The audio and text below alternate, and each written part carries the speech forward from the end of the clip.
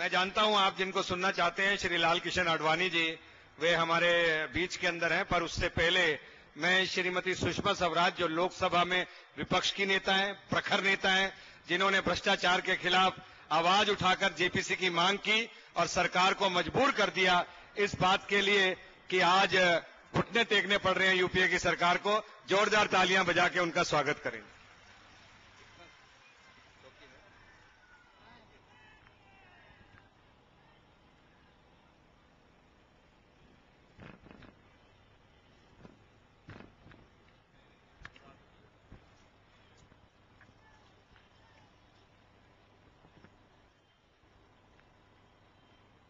NDA के कार्यवाहक अध्यक्ष,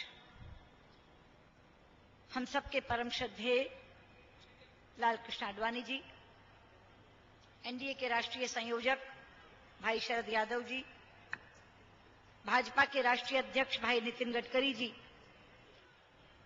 शिवसेना के प्रतिनिधि श्री आनंद राव अड़सुल जी और शिरोमणि अकाली दल के प्रतिनिधि भाई प्रेम सिंह चंदू माजरा जी, मंच पर आसीन सम्मुख नेतृत्व वृंद और इस विशाल जनसभा में उपस्थित आदर के योग्य मेरे बुजुर्गों, माताओं, बहनों और स्नेही भाइयों,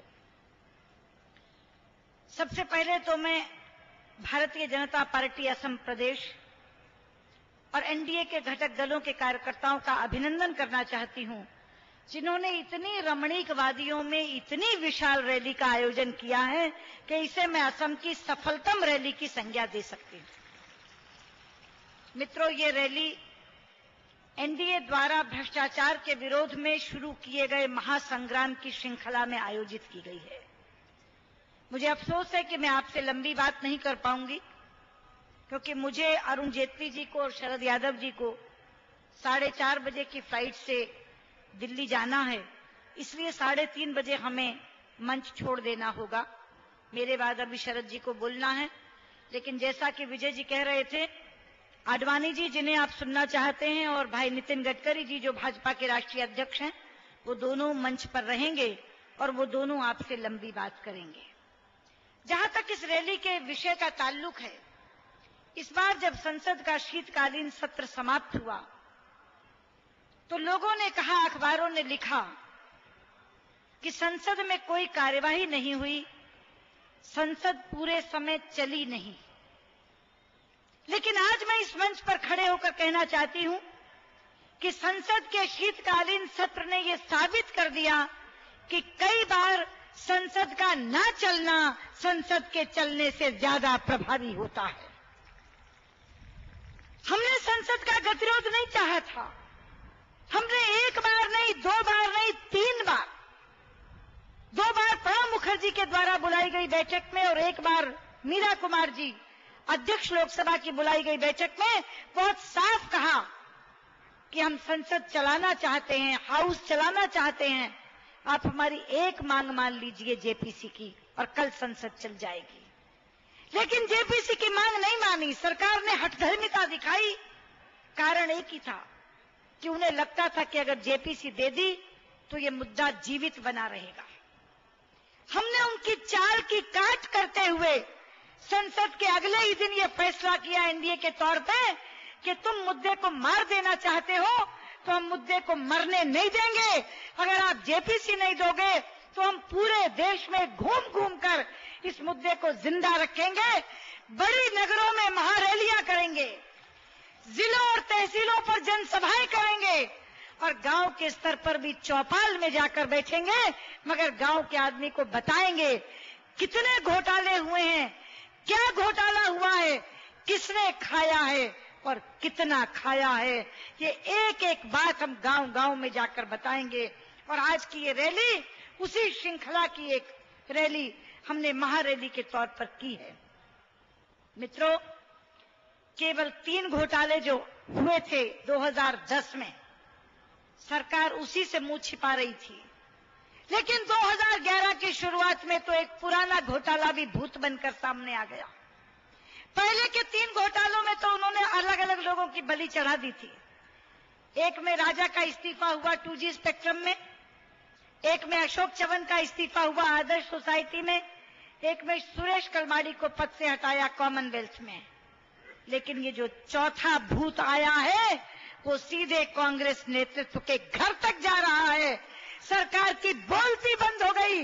उन्हें समझ नहीं आ रहा कि इटली के वो व्यापारी ओटावियो पात्रोची को, जिसे प्रधानमंत्री ने क्लीन चिट दी थी, जिसके खिलाफ केस बंद करने की सीबीआई ने पैरवी की थी, जिसके लिए सरकारी अफसर ने जाकर लंदन में उसके खाते खुलवाए थे, आज एक जुडिशियल अदालत कहती है उसको कमीशन बोफोर्स में मिला है और फला बैंक अकाउंट में दर्ज है।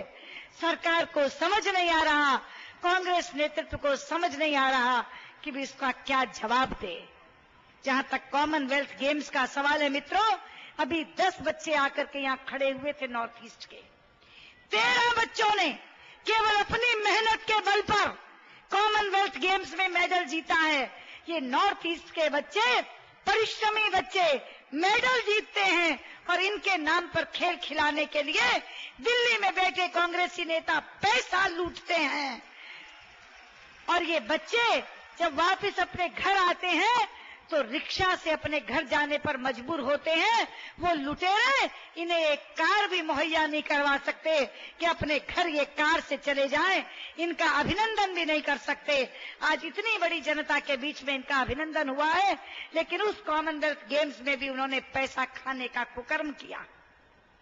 और मित्रों, केवल उन 3 घोटालों की बात नहीं करती, आपका असम भी उससे बचा हुआ नहीं है। असम के नेता कहते हैं अगर दिल्ली वाले खा सकते हैं तो असम वाले क्यों ना खाएं। असम में पीडीएस का घोटाला होता है। असम में नॉर्थ कचार हिल्स में 1000 करोड़ रुपए का घोटाला होता है। और ये मैं नहीं कह रही हूं, ये बीजेपी वाले नहीं कह रहे हैं, ये एनडीए वाले नहीं कह रहे हैं, ये भी यहाँ के एजी की, सीएजी की यहाँ की रिपोर्ट है जो कहती है 1000 करोड़ रुपया का घोटाला हुआ। और केवल घोटाला नहीं हुआ मित्रों, दीवार में चिना गया 70 करोड़ रुपया प्राप्त हुआ एक डिप्टी इंजीनियर के घर से। अभी तक दीवार में चिने जाने की परंपरा बलिदान से जुड़ी हुई थी। चंदू माजरा जी बैठे हैं यहाँ मंच पर, शिरोमणि अकाली दल के नेता हैं। हमारे 10वें गुरु गोविंद सिंह के 2 बच्चे जोरावर सिंह और फतेह सिंह मुगल साम्राज्य के जमाने में सरहिंद की दीवार में चिन दिए गए थे। आज भी वो दीवार जिंदा है, आज भी वहां मेला भरता है। अभी तक हमने दीवारों में गुरुओं के बच्चे चिने जाने के बलिदान सुने थे, लेकिन वो बलिदानी दीवारें भ्रष्टाचार का पर्याय बन जाएंगी, ये हमने नहीं सोचा था।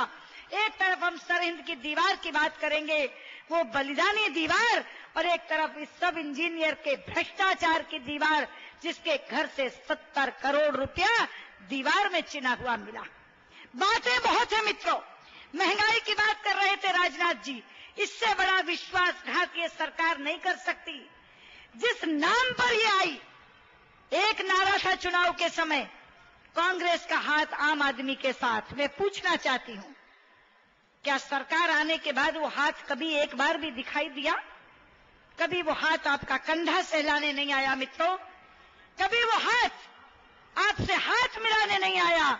जब भी वो हाथ आया, आपकी जेब पर डाका डालने आया, आपकी जेब से पैसा निकालने आया। कहां छू रही है महंगाई? पहले दाल की बात करते थे, कहा दाल छोड़ दो, चलो चटनी प्याज खा लो। आज तो प्याज भी नसीब नहीं हो रहा।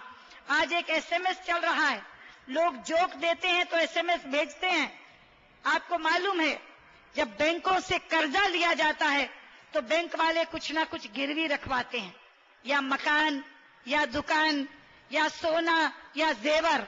आज एक एसएमएस चल रहा है कि अब तो गिरवी रखवाने के लिए प्याज को भी उस सूची में शामिल कर लो कि बैंक वाले कहें कि 10 किलो प्याज रखवा दो तो हम आपको 10,000 रुपए का कर्जा दे देंगे। इस तरह के एसएमएस चल रहे हैं लोगों के बीच में। इस सरकार ने कहां ला करके हमें खड़ा कर दिया है। एक तरफ से महंगाई की मार, दूसरी तरफ से भ्रष्टाचार की मार ये देश सह रहा है।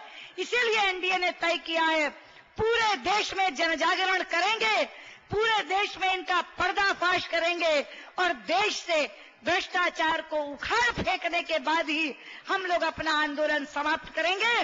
उसी आंदोलन के तहत आपके बीच आए थे। आगे की बातें भाई शरद यादव जी, नितिन गडकरी जी और लाल कृष्ण आडवाणी जी करेंगे। बहुत बहुत धन्यवाद, बहुत बहुत नमस्कार।